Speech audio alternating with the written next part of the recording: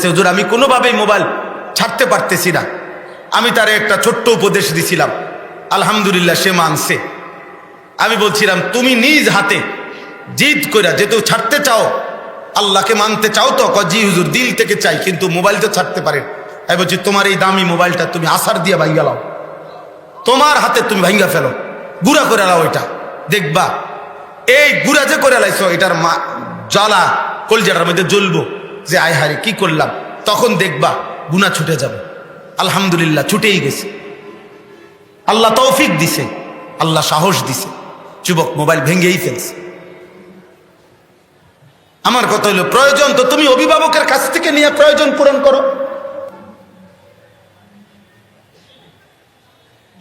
আমাদেরকে তো বাঁচতে হবে। আমি এই এখনো গাড়িতে বসে বসে পড়তেছি, প্রিয় ভাই প্রিয় বাবা সবাইরে বলি, আল্লাহ নবী সাল্লাল্লাহু আলাইহি সাল্লাম বলছেন কোন জাতির মধ্যে যদি তিনটা জিনিস বেড়ে যায়, এক নাম্বার হচ্ছে মদ, দুই নাম্বার হচ্ছে গান বাদ্য, তিন নাম্বার হচ্ছে জিনা ব্যভিচার। নারী নেশা বাদ্য মানে গান বাদ্য, এই তিনটা এক খতিয়ানের। মানে যেখানে নারীর হারাম আড্ডা আছে সেখানে গানও আছে, সেখানে নেশাও আছে। যেখানে নেশা আছে সেখানে গানও আছে, গান বাদ্য আছে, জিনা ব্যভিচারও আছে। মানে এটা এক খতিয়ানের এই তিনটা, নারী নেশা গান বাদ্য, এই তিন জিনিস আল্লাহ রাসূল সাল্লাল্লাহু আলাইহি সাল্লাম বলেন যখন কোনো আমার উম্মতের মধ্যে বেড়ে যাবে তখন আমার উম্মতের মধ্যে তিনটি আযাব আসবে বড় বড়। এক নাম্বার হচ্ছে খাসফুন, মাটি ভূমি ধসিয়ে দেওয়া হবে। দুই নাম্বার হচ্ছে মাসখুন, চেহারা বিকৃত হয়ে যাবে। তিন নাম্বার হচ্ছে কাসফুন, পাথরের বৃষ্টি বর্ষিত হবে। আল্লাহ নবী সাল্লাল্লাহু আলাইহি সাল্লাম বলছেন। আজকে আপনারা খেয়াল করেন আপনাদের যুব সমাজ কি করছে, করছেটা কি আপনারাই দেখেন। চুল দেখে বুঝেন না ইসলামের সাথে তার কোনো সম্পর্ক আছে কিনা? সারাদিনে এক ওয়াক্ত নামাজ পড়ে না, আপনি কি বুঝেন না আল্লাহর সাথে তার কোনো সম্পর্ক আছে কিনা? মনিবের সাথে তার কোনো সম্পর্ক আছে কিনা? আল্লাহ আমাদেরকে হেফাজত করেন। অতএব দয়া করে সামান্য দুনিয়া, এই আমি আমার বক্তব্য এখানেই ছোট্ট কয়েকটা আয়াতের তর্জমা বলছি, মূল বক্তব্য এটা আল্লাহ তাআলা বুঝাইতে চাইছেন, বান্দা মনে রেখো সামান্য এটুকু দুনিয়া, এই বাপ মাস স্ত্রী সন্তান অর্থ সম্পদ ক্ষমতা মাল দৌলত, এটুকু যা আমি দুনিয়ায় দিচ্ছি কাউকে, এটা আমার সন্তুষ্টির চিহ্ন না, এটা আমার রাজি খুশির চিহ্ন না, এটা তেমন উল্লেখযোগ্য কোনো পাওনা না, পাওয়া না। এই দেখেন কি বলে শুনে নেন। 18 নম্বর পারা 23 নম্বর সূরা, সূরায়ে মুমিনুন।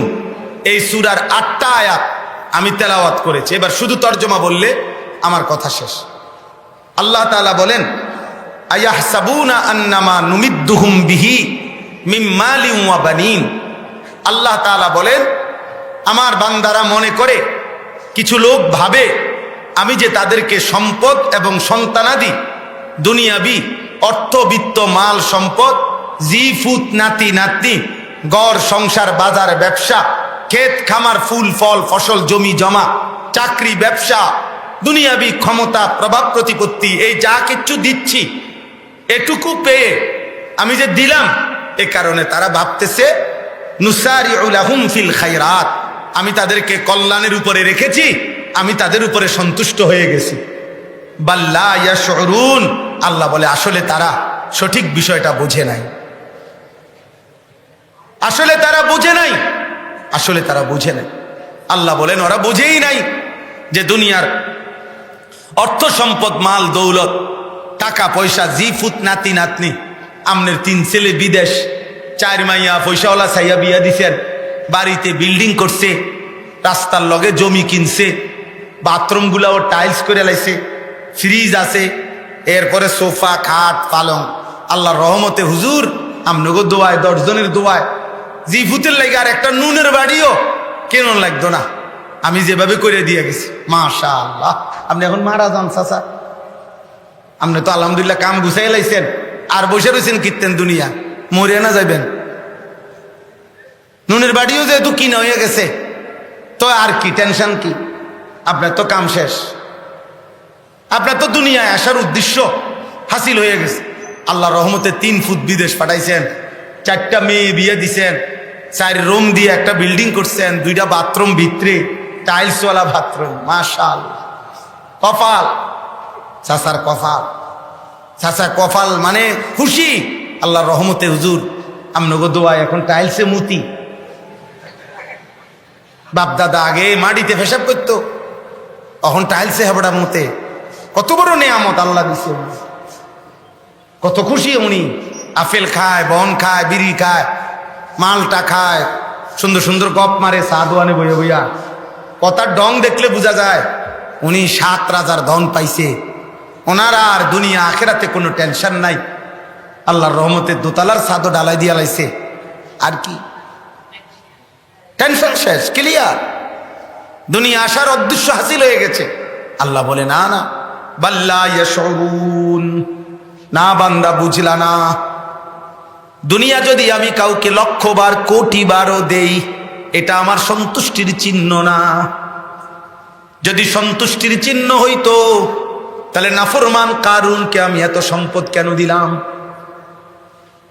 যদি আমার সন্তুষ্টি দুনিয়া দিলেই হতো আজকের দুনিয়ার বেঈমানদেরকে, তাইলে এত সম্পদ কেন দিলাম? যদি দুনিয়ায় আমার সন্তুষ্টি হতো তাইলে আমার মদিনার বন্ধু যখন পেটে পাথর বাঁধে ক্ষুধার কষ্টে, আমি মাওলা কেমনে সইলাম? এই পৃথিবীতে তাইলে 1,00,000 বার আমি আমার বন্ধুকেই দিতাম। বন্ধুকে অভুক্ত রাখলাম, পেটে পাথর বেঁধে ক্ষুধার্ত রাখলাম, ঘরের চুলায় 3 মাস আগুন জ্বলল না, এমন কষ্ট এমন দুঃখ অনাহারে যে বন্ধু কলিজার টুকরাকে রাখলাম। তারপরেও কি বা বুঝলা না বান্দা যে দুনিয়া আমি আল্লাহর পছন্দের আর মহব্বতের না? আল্লাহর নবী বলেন, উম্মত, একটা কান কাটা মরা ছাগলের যেমন কোনো মূল্য নাই, আল্লাহর কাছে দুনিয়াটার ওই পরিমাণ কোনো মূল্য নাই। নবীজি বলছেন, উম্মত, একটা মাছির ডানা পরিমাণ মূল্য যদি দুনিয়ার আল্লাহর কাছে থাকতো, তাইলে আল্লাহর এই দুনিয়ায় একটা বেঈমান নাফরমান 1 ঢোক নাফরমানি করে পানিও পান করতে পারতো না। আল্লাহর নবী বলছেন, আর দুনিয়া মালউনা ওয়া মালউনুন মা ফিহা। উম্মত, মনে রাখবা, গোটা দুনিয়া অভিশপ্ত। দুনিয়ার যা কিছু আছে সব অভিশপ্ত, কেবল 4টি জিনিস ব্যতীত। 1 নাম্বার জিক্রুল্লাহ, দুনিয়ার মধ্যে যে আল্লাহর জিকির করে সেটা দামি। ওমা ওয়ালাহু, যত আমল যত ইবাদত আল্লাহর বন্ধু বানায়, সমস্ত নেক আমল দুনিয়াতে প্রশংসিত। আলিমুন, আলেমে দিন দুনিয়াতে প্রশংসিত। মুতাআল্লিমুন, তালিবে ইলম, কোরআন সুন্নাহর ইলম অর্জনকারী দুনিয়াতে প্রশংসিত। সুবহানাল্লাহ। বাকিটা দুনিয়া মালউন, অভিশপ্ত। বাকি দুনিয়া 1000 বার পাইলেও কোনো লাভ নাই, কিন্তু দুনিয়ায় থাইকা যদি আল্লাহর জিকির করা যায় তাইলে প্রশংসিত, ইবাদত করা যায় তাইলে প্রশংসিত, ইলম অর্জন যদি করা যায় তাইলেই প্রশংসিত। নবীজি বলছেন সাল্লাল্লাহু আলাইহি ওয়াসাল্লাম, আমনের যদি নবীজির কথা বুঝে না ধরে তা আমনে টেলিভিশনের কথা ধরেন, বাকি আমার বুঝে ধরছে যে নবীর কথা ঠিক।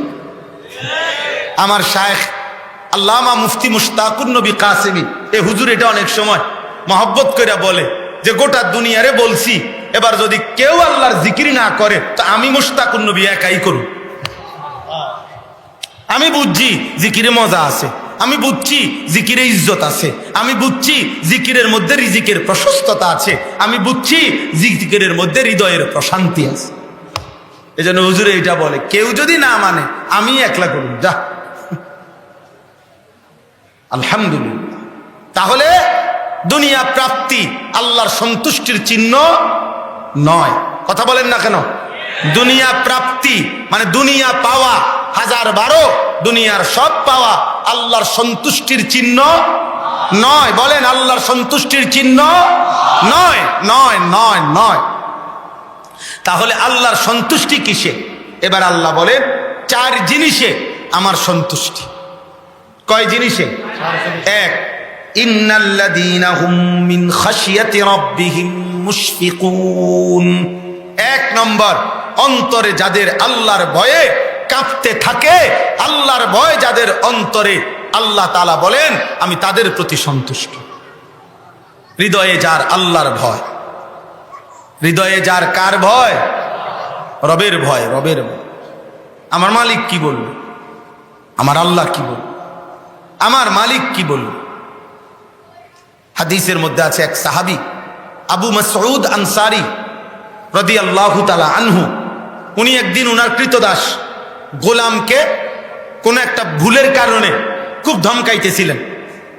তো ধমকাইতে গিয়া উনি, ভুলটা তো মারাত্মক না অথচ ধমকাইতেছিলেন খুব বেশি, নবীজি এটা খেয়াল করছেন।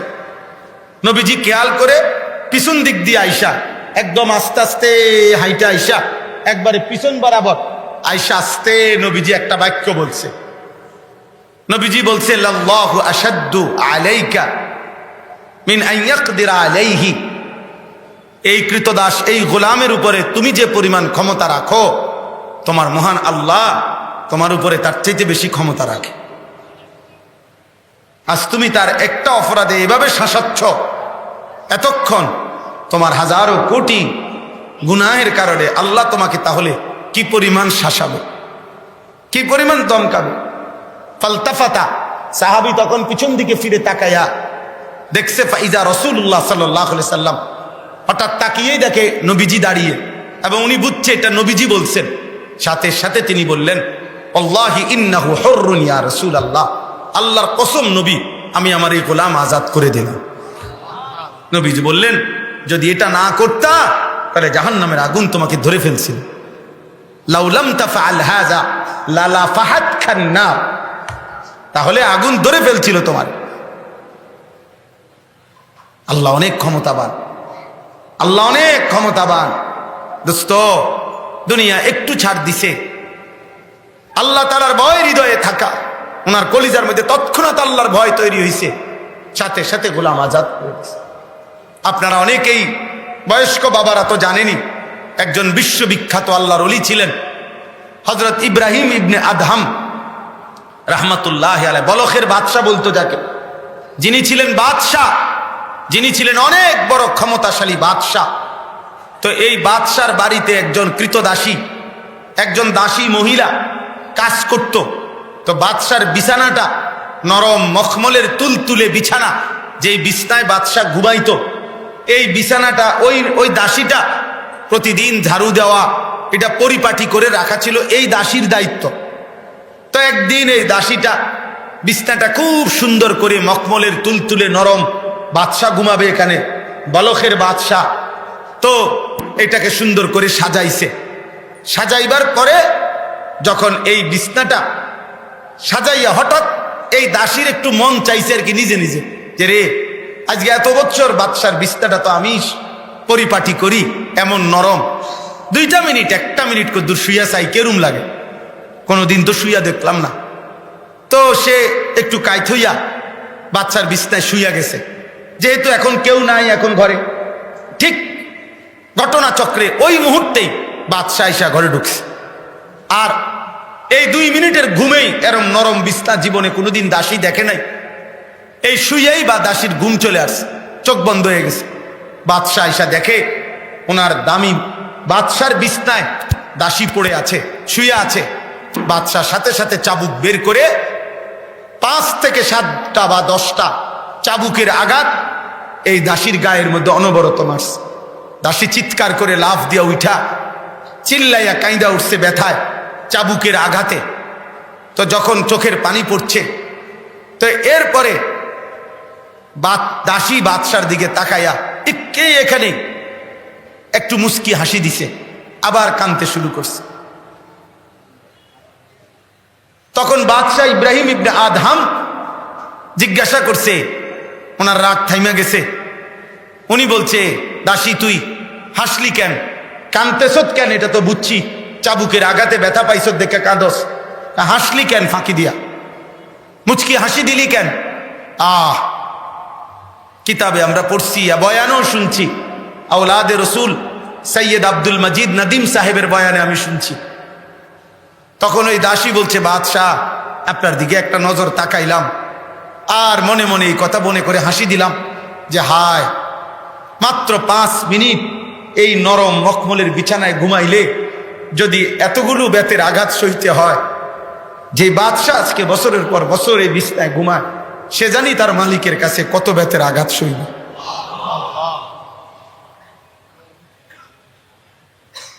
আল্লাহকে ভুলে বাদশাহ আজ কত বছর তুমি এই নরম বিছানায় ঘুমাও, আমি দাসী তো মাত্র 5 মিনিটে যদি আমার কপালে 50টা কোড়া চাবুকের আঘাত সইতে হয়, তো তুমি না জানি কত আঘাত সইতে হবে। এই কথা মনে করে হাসি দিলাম। কিতাবে লিখছে, ইব্রাহিম ইবনে আদহাম চিৎকার দিয়ে উঠছে, দাসী তুই আমার এটা কি শুনাইলি? হায়, আসলেই তো আজ তো বহু বছর আমি আমার মালিকের নাফরমানিতেই ডুবে আছি। এরপরেই ইব্রাহিম ইবনে আদহাম এই বাদশাহী, বলখের বাদশাহী ছেড়ে জঙ্গলে চলে গেছে। এরপরে তিনি হয়েছেন ওই জামানার সাইয়্যিদুল আউলিয়া, আউলিয়াদের বাদশাহ। এজন্য দোস্ত, আল্লাহর ভয়, আল্লাহর ভয়, আল্লাহর ভয় করো। কিশোর ভাই, নওজোয়ান, প্রিয় যুবক, নষ্ট হইও না বাপ। কেউ মনে রাখবে না এই নারী ছবি দেখে, মোবাইলের অস্থির দৃশ্য দেখে তোমরা যারা যারা নিজের জীবন নষ্ট করে ফেলছো। তোমাদের অধিকাংশের চেহারা 18 বছর 16 বছরে দোস্ত চেহারা আরো সুন্দর হওয়ার কথা। গুনাহ তোমাদের অনেকের চেহারা তোমাদের ভিতরে ঢুকায় ফেলছে চাপা। তুমি দেখো, কোনো ভালো মানুষকে জিজ্ঞাসা করো, এত কম বয়সে চেহারা আরো ফুটফুটে থাকার কথা। এই অসভ্য ছবি, অশ্লীল দৃশ্য, নারীর তোমার হারাম কল্পনা, নিজেদের হারাম বীর্যপাত, নিজের হাত নিজের লজ্জাস্থানে নাপাক ব্যবহার, এই সব কিছু তোমাদেরকে ধীরে ধীরে চেহারা বিকৃত করছে। আল্লাহকে ভয় করো, আল্লাহকে ভয় করো, আল্লাহকে ভয় করো, আল্লাহকে ভয় করো। গুনায় গুনায় পৃথিবী শেষ, জীবন শেষ হয়ে গেলে পৃথিবী তোমার মনে রাখবে না। আজ এই পৃথিবীতে কোনো কুত্তার নামও ফেরাউন নাই। ফেরাউনের নামে কোনো কুত্তার নামও নাই, নমরুদের নামে কোনো কুত্তার নামও নাই, কারুনের নামে কোনো কুত্তার নামও নাই, আবু জাহেলের নামে কোনো কুত্তার নামও নাই। কিন্তু আবু বকরের নামে লাখো মানুষ আছে, ওমর নামে লাখো মানুষ আছে, ওসমান নামে লাখো মানুষ আছে, আলী নামে লাখো মানুষ আছে, মুহাম্মদ নামে কোটি কোটি মানুষ আছে, আছে না? ইন্না শানিআকা হুয়াল আবতার। আল্লাহ বলছে, বন্ধু আপনারে যারা কুৎসা করে, নিন্দা করে, ঠাট্টা করে, তিরস্কার করে, তুচ্ছ তাচ্ছিল্য করে, আমি আল্লাহ ওয়াদা দিলাম অচিরে তারাই হয়ে যাবে নির্বংশ, বংশহীন, পরিচয়হীন। আজ আবু জেহেল, আবু লাহাবের কোনো পরিচয়, বংশ কিচ্ছু নাই। মুহাম্মদে আরবির বংশ টিকেই আছে, কিয়ামত পর্যন্ত টিকেই থাকবে। আল্লাহ কবুল করে নেন।